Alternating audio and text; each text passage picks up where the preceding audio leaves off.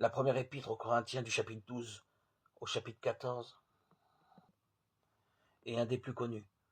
Il est souvent entendu dans certaines célébrations, dans certaines églises, lors de mariages. Il s'insère dans une réflexion de Paul sur l'unité de l'Église, comparée à un corps dont chaque baptisé constitue un membre. Le sang qui irrigue ce corps et lui assure sa cohésion, c'est l'amour.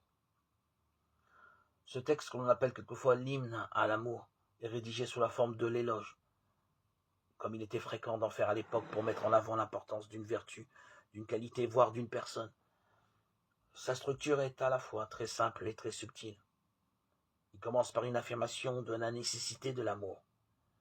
Il se poursuit par une tentative de description de l'amour, puis se termine par une affirmation de l'amour, plus grand que tout.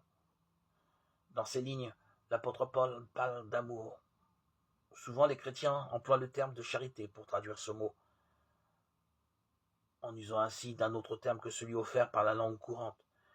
Ils veulent exprimer la radicale transcendance de l'amour divin.